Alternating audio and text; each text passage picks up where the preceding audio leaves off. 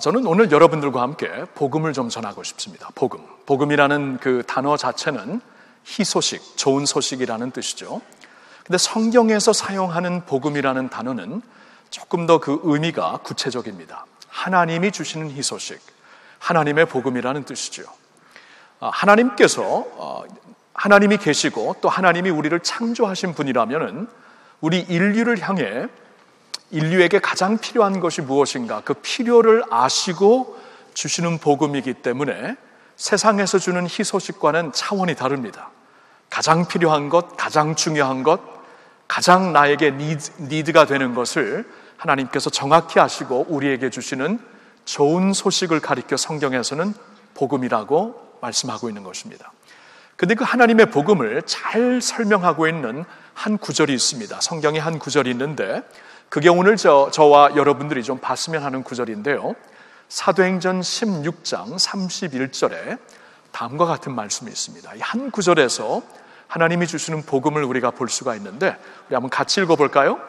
이르되 주 예수를 믿으라 그리하면 너와 내 집이 구원을 받으리라 하고, 자, 주 예수를 믿으라 그리하면 너와 내 집이 구원을 받으리라. 이제 이게 하나님께서 주시는 복음의 핵심 문장이 됩니다.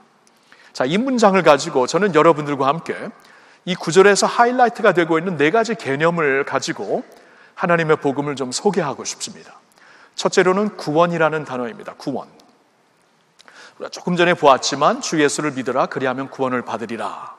이 구원이라는 단어가 살린다, 돕는다, 구해준다, 이제 그러한 뜻이죠. 하나님이 우리를 보시면서 구원을 하리라라고 말씀을 하시는 이유는 우리에게 지금 구원받아야 될 니드를 하나님께서 보셨기 때문입니다. 자, 성경은 이런 말씀을 하고 있습니다. 모든 사람이 죄를 범하였음에 하나님의 영광에 이르지 못하더니. 여러분, 왜 이렇게 세상에 종교가 많은가 생각을 해보셨어요?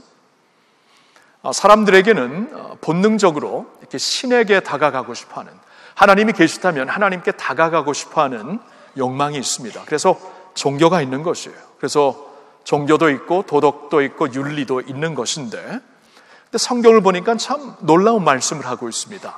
모든 사람이 죄를 범하였음에 하나님의 영광에 이르지 못하더니.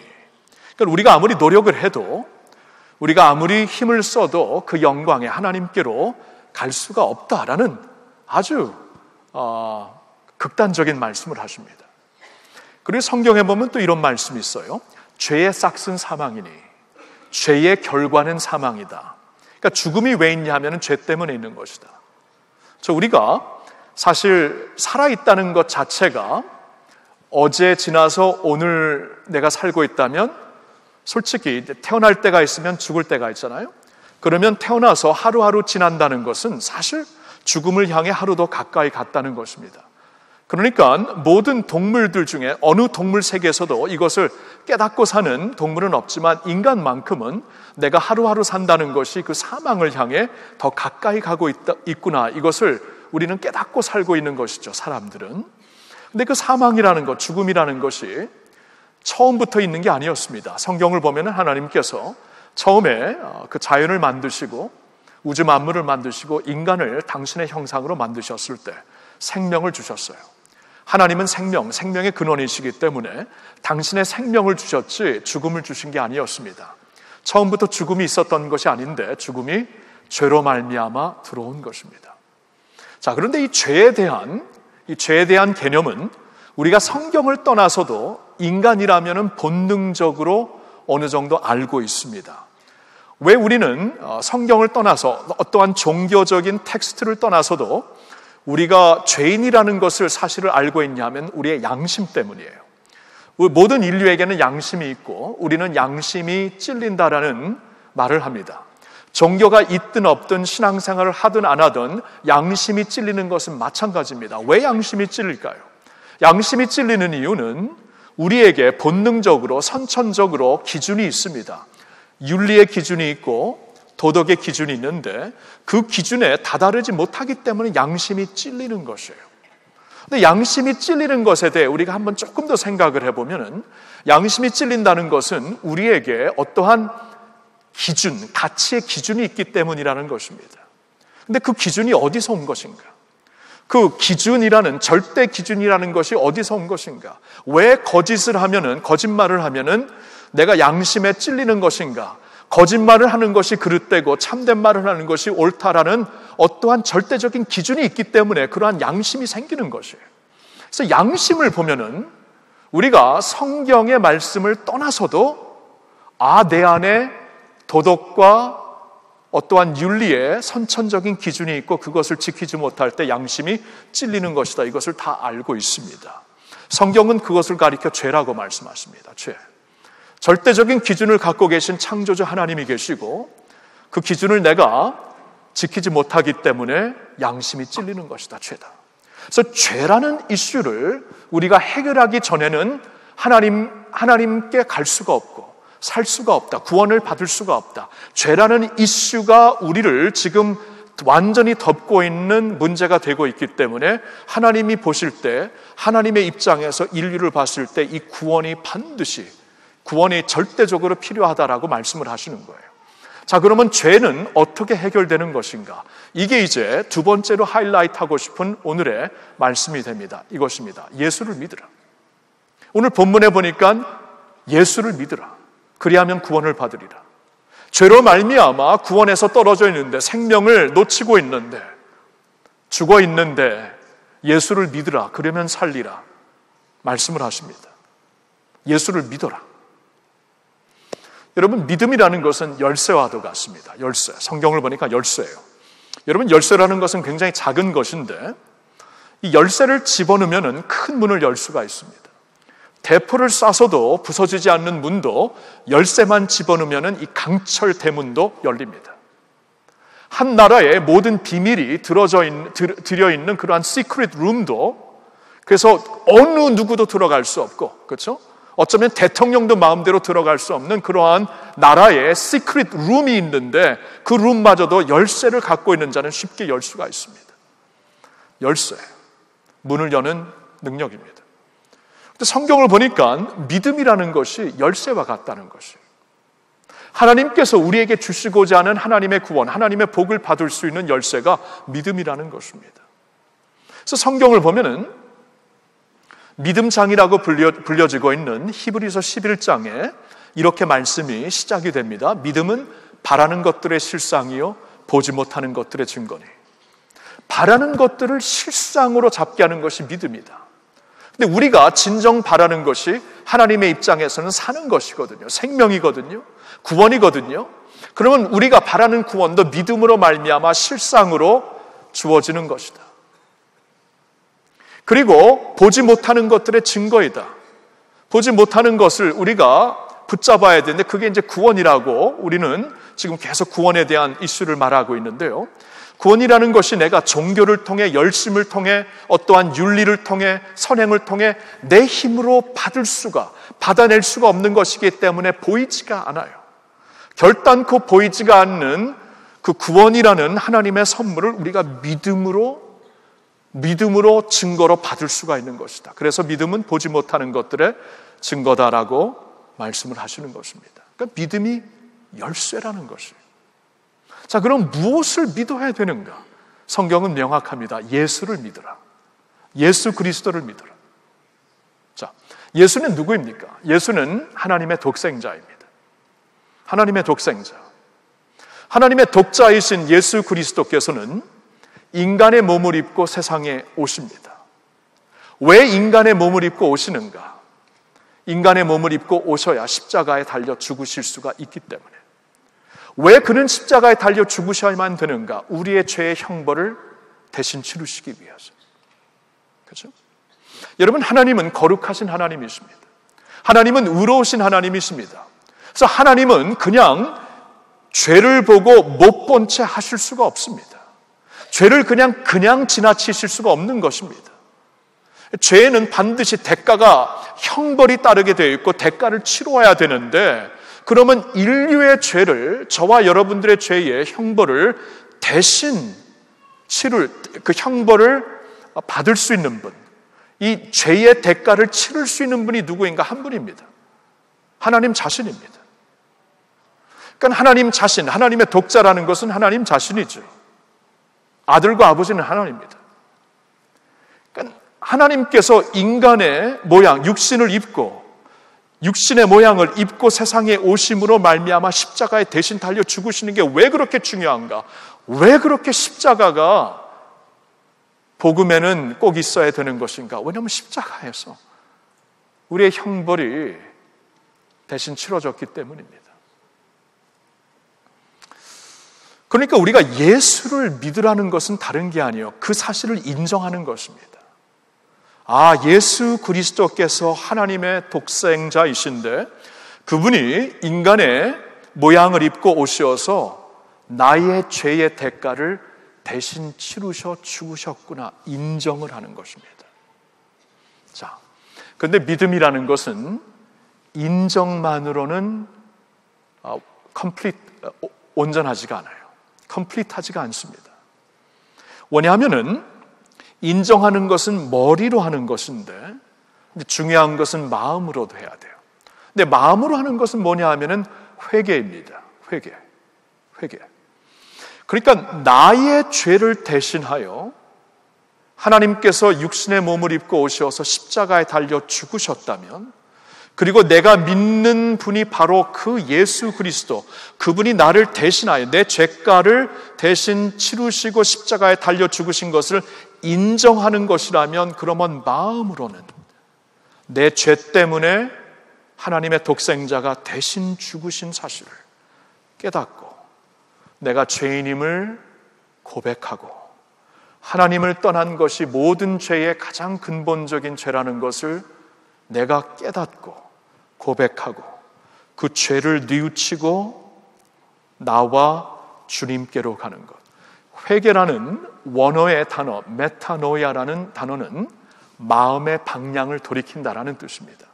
회개는 마음의 방향. 그러니까 전에는 내 뜻대로 내 마음대로 죄가 죄인지도 모르고 하나님의 기준에서 떠나서 살고 있고 모든 사람이 죄를 범하였음에 하나님의 영광에 이루지 못했더니 그 중에 나도 있었는데 그 자리에서부터 이제 예수께로 돌이킨다.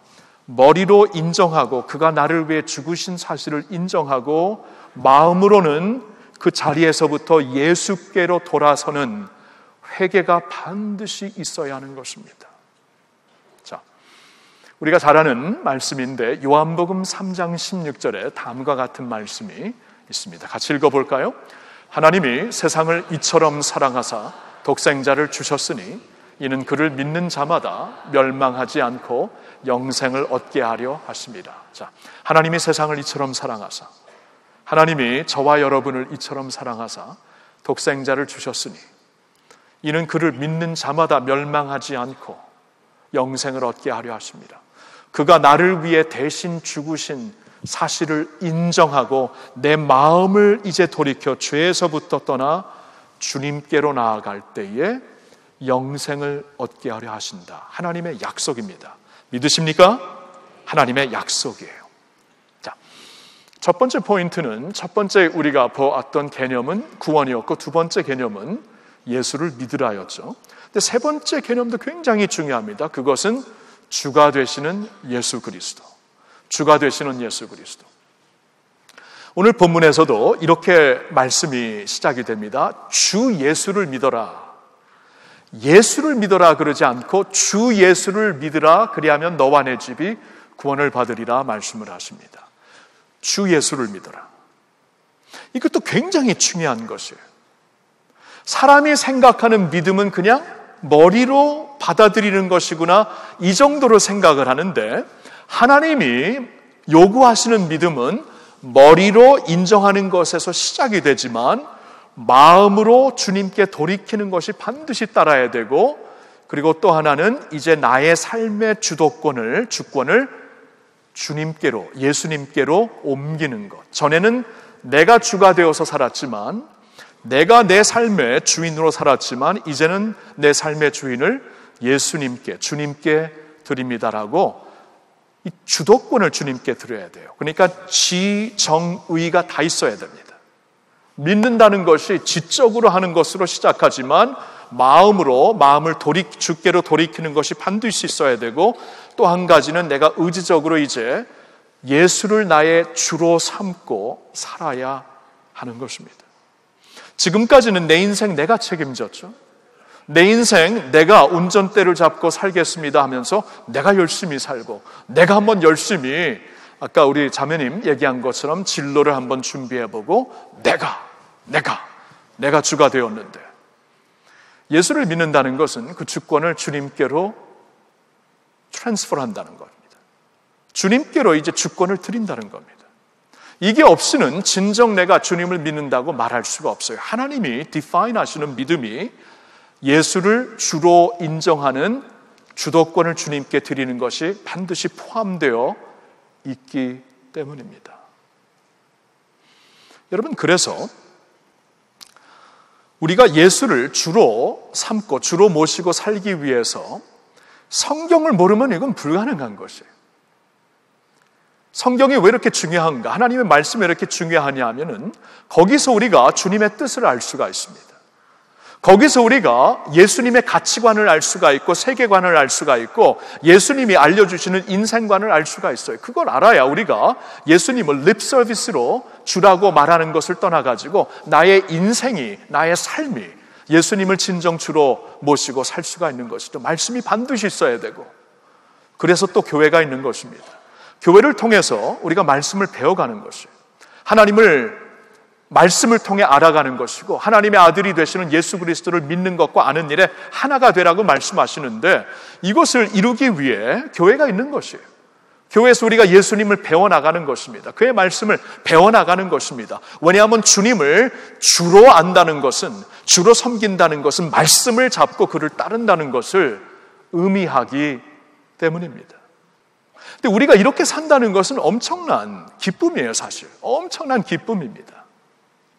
제가 작년에 그 아내와 함께 안식년을 다녀와서 그런 말을 했죠. 여러분, 저에게는 이제 노부모님이 계신데, 아버님이 이제 90세가 되셨고, 작년부터 식도가 망가지셔갖고 음식을 삼키실 수가 없습니다. 그러니까 완전히 병자가 되신 것이에요. 이제 집에 계실 수가 없고, 그래서 요양원에 계시면서 이제 구멍을 뚫고 튜브 피딩을 받으셔야 되고, 굉장히 몸이 힘들어지고 어려워지신 아버님인데, 작년에 이제 아버님을 뵙고 이제 인사하고 다시 한국에 오려고 하니까 좀 마음이 뭉클하더라고요. 아버님 이제 지상에서 다시 못 뵐 수도 있는데 아버지 마음 편안하세요? 편안하다. 아버지 예수님 믿으시죠? 믿는다. 천국에 확신 있으시죠? 이제 다시는 제가 이 세상에서 아버지 못 뵈면은 천국에서 뵈야 되는 것 아시죠? 안다. 마음이 편안하다. 그러시는 거예요. 저한테는 이게 굉장한 저의 이제 라이프 스토리를 모르시니까 그렇지, 제가 예수님을 우리 가정에서 처음 믿었고, 제가 처음 믿고 가장 마지막, 가족 중에 가장 마지막으로 믿으신 분이 저희 아버님이었습니다. 그래서 아버님의 그러한 그 이야기를 들을 때마다 가슴이 저는 뭉클해요. 그리고 제가 이제 맏아들로서 지금 이렇게 힘드실 때 옆에 있어야 되는데 있지를 못하고, 그런 가운데서도 제 마음속에 편안, 이 샬롬, 하나님의 평화가 있는 이유는 하나님을 믿고 예수 그리스도를 주로 삼은 아버님이시기 때문에, 어머님이시기 때문에 주님께 주도권이 있음을 알고 어제와 오늘과 내일의 미래의 주가 되시는 예수님을 따르고 있기 때문에 마음의 평화가 있는 것이에요. 여러분, 예수를 주로 삼는다는 것은 그런 것입니다. 예수를 주로 삼지 않으면 여러분의 삶은 여러분이 책임지셔야 돼요. 책임질 수 있겠어요? 결혼하셨다면 여러분 가정의 삶을 여러분이 책임지셔야 됩니다. 책임질 수 있겠어요? 못합니다. 그래서 우리가 예수를 믿고 예수를 주로 모신다는 것은 이건 엄청난 기쁨이고 엄청난 축복입니다. 여러분들 그렇게 생각하시면 한번 아멘 해보세요. 마지막으로 네 번째 드리고 싶은 개념이 있습니다. 이건 이거예요. 그리하면 너와 내 집이 구원을 받으리라. 그리하면 너와 내 집이 구원을 받으리라. 저는 이번에 이 사도행전 16장 31절을 준비하면서 가장 제 마음속에 와 닿았던 문장이 바로 저 문장입니다. 그리하면 너와 내 집이 구원을 받으리라. 특별히 5월달은 가정의 달이기 때문에 더 그런 것 같아요. 그리하면 너와 내 집이, 내 가족이 구원을 받으리라. 이 말씀이 저한테 얼마나 강력하게 와닿는 하나님의 말씀인지요. 하나님은 그러니까 여러분 한 사람 한 사람, 저 같은 사람 한 사람 한 사람을 구하시길 원하시고, 우리 한 사람을 구원해서 그에 따르는 모든 가족을 구하시기를 원하신다는 것입니다. 근데 하나님이 그렇게 역사를 하세요. 왜냐하면 이 복음이라는 것, 우리를 구원하여 주시는 하나님의 그 복음이라는 것은 생수의 강물과 같습니다. 성경에 강물로 표현되는 하나님의 은혜가 참 많이 나오는데 생명의 강과 같아요. 그래서 나를 통해 이 강이 흐르기 시작하면은, 내 안에 이제 예수가 오셔서 흐르기 시작하면은 주위에 있는 사람도 그 물에 적셔지기 시작합니다. 나중에 그 물이 점점 많아지면서 옆에 있는 모든 사람들이 그 물에 완전히 잠기게 됩니다. 그래서 저뿐만이 아니고 저희 스토리도 그렇지만 아마 여러분들 가운데서도 가족 중에 가장 먼저 자신이 예수님을 믿어갖고 그 후에 여러분으로 인하여서 이제 가족들이 예수님을 믿게 된, 가족들이 하나님을 믿게 된 그러한 케이스들이 꽤 있을 거예요. 한번 물어볼까요? 여러분이 먼저 가족 중에서 예수님을 믿고 그 다음에 여러분으로 인하여서 가족이 다 구원되었던, 아직 다는 아니지만 그래도 이제 하나님을 믿기 시작한 그런 케이스가 있으면, 내가 먼저 믿어서 그렇게 가족에게 복음의 역사가 있다고 그런 케이스가 되면 한번 손 좀 들어보시라. 한번 보고 싶어요. 한번 들어보세요. 그렇죠? 이거는 뭐 자랑보다도 감사할 일이니까. 그렇죠? 좋습니다. 보통 보니까 한 3분의 1이 되더라고요. 뉴웨이브는 한 4분의 1 되는 것 같아요. 조금 모자라요. 다른 예배보다는. 괜찮아요. 나중된 자가 먼저 된 자가 있으니까. 그러니까 한 4분의 1 정도 되는데 맞습니다. 이건 하나님의 약속이에요. 내가 예수를 믿어 내가 구원을 받게 되면 자연스럽게 내 주위에 있는 가족들도 이제 그 복음의 맛을 알게 되고 하나님께로 나오게 된다. 이렇게 하나님은 역사를 하시고, 더 나아가 이것은 하나님의 약속입니다. 약속. 주 예수를 믿으라, 그리하면 너와 내 집이 구원을 받으리라. 하나님이 약속하셨기 때문에 우리는 그 약속을 붙잡고 살 수가 있는 것입니다. 여러분 생각을 해보면은 우리가 이 세상이 돌아가는 시스템을 보면 다 약속으로 돼요. 아시나요? 서로 못 믿겠다고 하면서도 모든 것이 다 약속을 믿고 진행되는 세상의 시스템이에요. 예를 들어서 여러분 엄청난 대출을 은행에서 했을 때 여러분 엄청난 그 계약서를 막 사인을 합니다. 서로 약속을 했기 때문에 사인을 하죠. 어쩔 때는 막 벌벌 떨리죠. 저도 그런 적이 한 번 있었는데 이거 근데 약속했기 때문에 믿고 하는 거예요. 엄청난 일도 벌이는 것입니다. 여러분 약국에 들어가서 나를 생전 모르고 있는 그 약사에게 내 병이 여기 있는데 약 좀 처방해달라 그러면 그 처방해주면 여러분 약 알아요? 그 약이 뭔지, 독인지 약인지 알아요? 근데 그 약을 먹잖아요. 믿는 거예요. 약속을 했기 때문에. 사람을 못 믿는다고 하면서도 사람들이 약속을 믿고 우리는 살고 있습니다. 하물며 하나님의 약속이라면 믿으셔야죠. 맞습니까? 믿으셔야죠. 사람의 약속도 믿고 사는데 하나님의 약속이니까 믿으셔야죠. 그러니까 주 예수를 믿으라. 그러면 너와 내 집이 구원을 받으리라. 아이 그걸 어떻게 믿어요? 어떻게 믿고, 여러분 그 버스 타고 왔어요 진짜. 어떻게 믿고 모르겠어요. 오늘 뭐 추어탕 먹었으면 어떻게 믿고 그 썩지 않은 미꾸라지인 줄 알고 추어탕 먹었어요. 그렇죠? 우리가 믿음으로 다 한 것입니다. 하나님이 믿으라고 하시는데 이걸 믿지 못하면은 손해는 내가 보는 것입니다. 믿어야 합니다.